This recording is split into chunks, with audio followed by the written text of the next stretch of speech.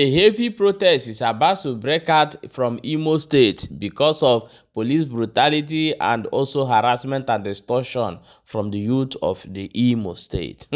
No be small thing, no. They say that if you carry better car, they drive for Imo State now, you are the Yahoo boy, and these people go one rape you, they go one sack by you, finish everything where you get, they want take them out from you because say you carry better car, or you got your movement take day. Our brother, what they call Nonsonkwa, said they were going to raise a protest against this thing that is going on. The police have to respect themselves the way they operate in Imo State.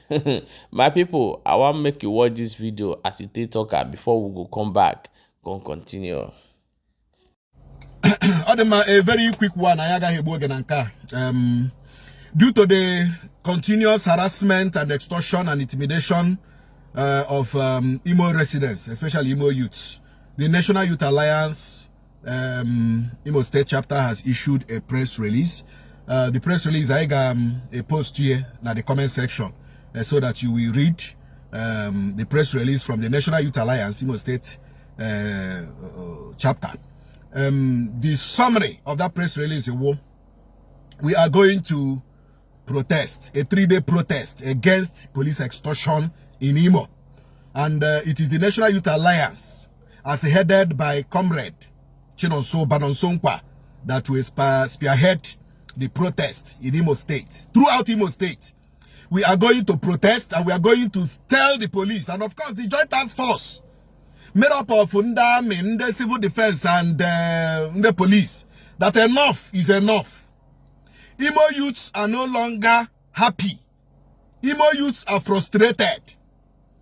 Imo youths are angered that the police has continued to vehemently and recklessly extort Imo youths. Mande nkebu hilosu police, mande nkebu boss Imo. Otaka de sha wagare. We have received the report adela too much. We cannot be talking about this thing. No, enough is enough. You know, we cannot be talking about it. We cannot keep talking and keep talking and keep talking, and yet nothing is happening.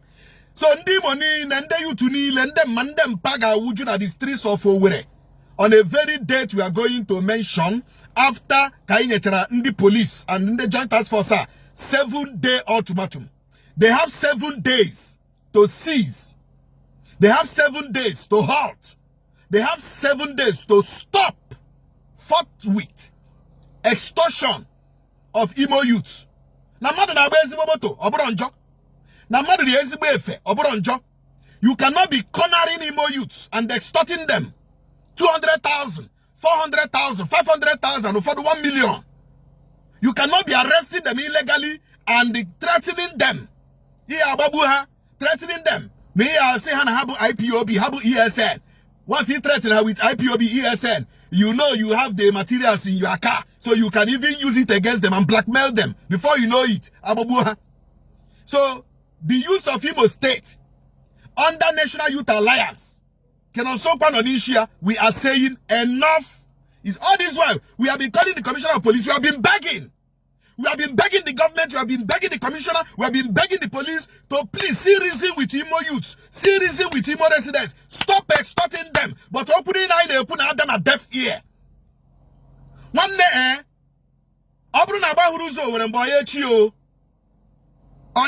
we are going to protest 3 days. We will lock down Owerri. The whole of Imo State are not there. You know, we are going to lock it down. We are going to lock down the whole place. Enough is enough. Enough is enough. So you are going to see our press release. After 7 days, we are also planning on how to collaborate with other international human rights organizations and CLOs in Nigeria.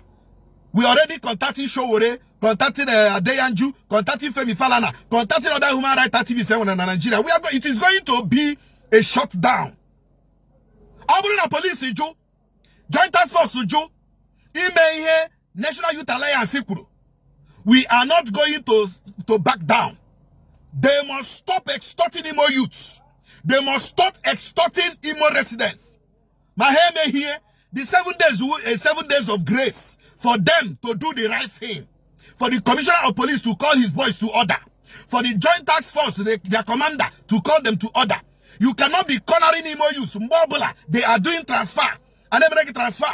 And they go for the school self. And make no transfer. They go school, huh?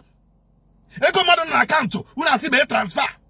You people will keep extorting people. At the end of the day, Imo youth, Imo residents are left with nothing.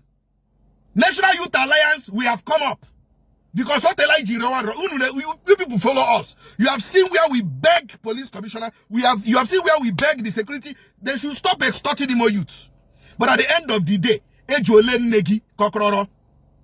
therefore, we are not going to back down. We are not going to back down. This protest must hold. But the 7 days grace is there. The 7 days window is there for the police and the security agencies, the JTF, to take precaution and seize and halt the extortion of Imo youths. We will protest. It is our right to protest. There is nothing you can do about it. Nothing. Absolutely nothing. Go to the press release. After after the press release, other things will come up after 7 days. We are preparing for this. This is not a protest against hunger. This is not a protest against Tunumbu. This is not a protest against federal government. This is a protest against those police officers, because we know when the police, but against those police officers that have continued to use keke bus to be extorting Imo residents and Imo youths, against those JTF members that have continued to extort Imo youths. And we say enough is enough.